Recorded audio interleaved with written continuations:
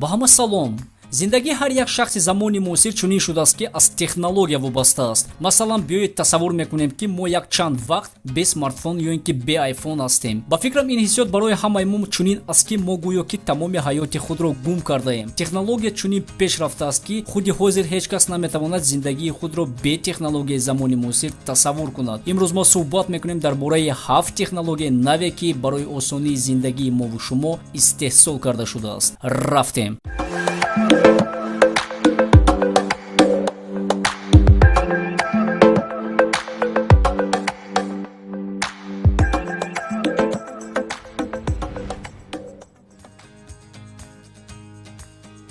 тамоми мардуми замони асри 21ро фақат як дард фароҳам аст. Ин ҳамавақт хастагӣ мебошад. Шумо мепурсед барои чӣ хастагӣ? Барои он ки қариб 99% мардуми ҷаҳон 24 соат бо смартфонҳои худ банд ҳастанд ва фақат ба як тараф нигоҳ мекунанд, ба экранҳои смартфонҳои худ. Дар ин ҳолат тез хаста мешаванд. Ғайр аз ин, дар рафти кор бо компютер ё ин ки дигар корҳои ҷисмонӣ мо рафти худро нодуруст интихоб мекунем ки аз ин хотир дучор мешавем бо дарди миён ва дигар дардҳои ҷисмонӣ ки оқибати он қадар хубро надоранд. вале технологияи The Arch Lifter ин ҳолати хастагиро бартараф мекунад, агар шумо онро дастрас намоед. The Arch Lifter истифодабарии чунин технология шиддати стумура, дарди сар ва миёнро баъд аз рӯзи корӣ сабук мекунад. ҷолибии истифодабарии The Arch Lifter дар он аст ки шумо метавонед бо он дар як рӯз ҳамагӣ 1 дақиқа миёну сар ва стумураи худро машқ диҳед.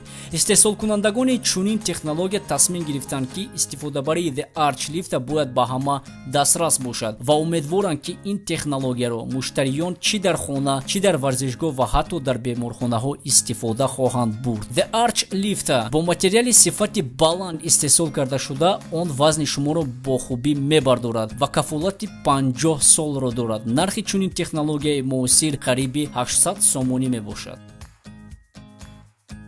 Smart Rope. ҳар як варзишгар барои ба ин ё он бозии варзишӣ машғул шудан ҳамавақт баъд аз анҷоми бозӣ мехоҳад ки натиҷаи худро бифаҳмад ки то чӣ дараҷа ӯ варзишгари хуб аст. Технологияи асри 21 ресмони электронии ҷастухезро пешниҳод кардааст ки ин ресмони электронӣ на танҳо натиҷаи паридани варзишгарро ҳисоб мекунад, балки ба варзишгар ҳангоми паридан аз болои ресмон рақамҳои электронии натиҷаро нишон медиҳад. сирри асосии ин ресмони электронӣ дар он аст ки дар даруни ресмон светодиодҳои хело хурд ҷойгир карда шудааст.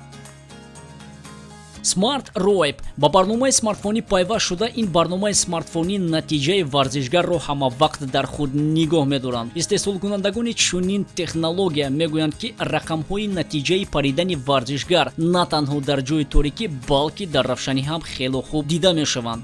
нархи чунин технологияи муосир 650 сомонӣ мебошад.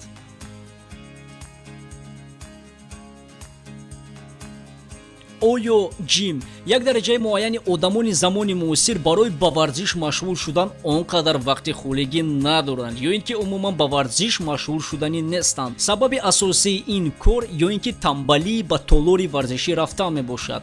Oyo Gym технологияи хело тараққӣ карда буда, он қадар ҷои бисёрро намегирад ва дар ҳама ҷо ин технологияи варзиширо истифода бурдан барои саломатӣ мумкин аст. самаранокии Oyo Gym дар он аст ки аз истифодабари он шумо ҳеҷ фарқиятро намебинед ки чӣ ба толори варзишӣ рафтан ё ин ки оддӣ бо Oyo Gym ба варзиш машғул шудан.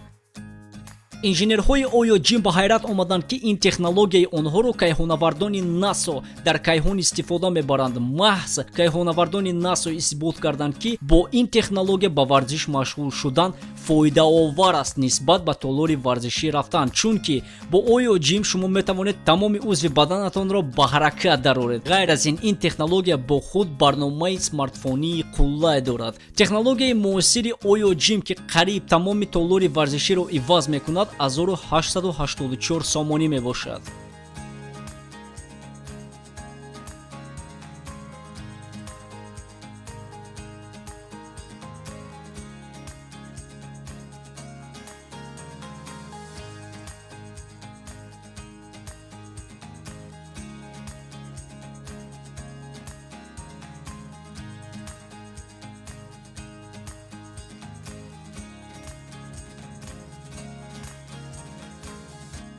баъди боз 2-0 таҳиягарон тасмим гирифтанд ки ин барномаеро ки шумо дар экранҳоятон мебинед мехостанд ки ин барномаи онҳо ба мардум ёрӣ диҳад барои ҳамавақт ба варзиш машғул шудан гузоштани мақсадҳои варзишӣ ва ба мақсадҳои варзишӣ расидан оддӣ гӯем ҳидояти тандурустии хуб бурдан. баъди боз 2-0 бо худ пешниҳод мекунад системаи зичро ки вазнинии 3 килоро дорад. бо вуҷуди ин баъди боз метавонад иваз кунад якчанд намуди асбобҳои варзиширо. сирри асосии баъди боз дар ресмонҳо мебошад ки ин ресмонҳо муқовимат медиҳанд.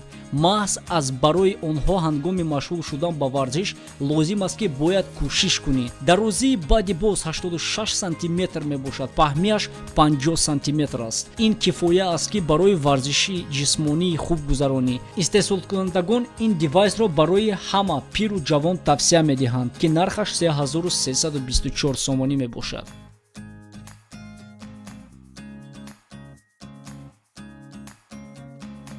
X-Bar аксари технологияҳои пешрафта барои машғул шудан ба варзиш чунин ихтироъ карда шудаанд ки шахси серкор вақти холигии худро дар ҷои кори худ бо чунин технология мегузаронад. ба чунин шахсон таҳиягарон ҳамавақт кӯшиш мекунанд ки технологияи беҳтаринро барои машғул шудан ба варзиш истеҳсол кунанд. X-Bar истисно нест. девайс бо оҳани каҷ истеҳсол карда шуда истеҳсолкунандагон гуфтаанд ки ин технологияи варзишӣ маҳз барои одамони серкор мебошад. бо X-Bar мумкин аст ки садҳо машқҳои ҷисмониро ба анҷом расонӣ. бо X-Bar мумкин аст ки дастони худ, китфҳои худ, пресс ва ҳатто миёни худро машқ диҳӣ. дар маҷмӯъ X-Bar бо худ дорад резинҳои сахт ки бо имконияти ин резинҳо мумкин аст ки пойҳои худ ва умуман тамоми ҷисми худро ба ҳаракати ҷисмонӣ боз ҳам вазминтар дарорӣ. истеҳсолкунандагон мегӯянд ки яке аз хусусиятҳои X-Bar ин нархи он мебошад ки 1224 сомониро ташкил медиҳад ки бисёриҳо имконияти ба худ харидани онро доранд. дӯстон, инҳо буданд ихтироъотҳои варзишӣ ки ман боварӣ дорам аз дастрас кардани онҳо шумо нигоҳи худро нисбат ба варзиш дигаргун мекунед ва агар шумо ин девайсҳоро дастрас карда наметавонед ин маънои онро надорад ки шумо бояд ба варзиш машғул нашавед. ҳамавақт ба варзиш машғул шавед, чунки варзиш ин гарави саломатӣ аст ва ман бошад дар ин ҷо бо шумо хайр хушна мекунам. фақат мегӯям то дидор.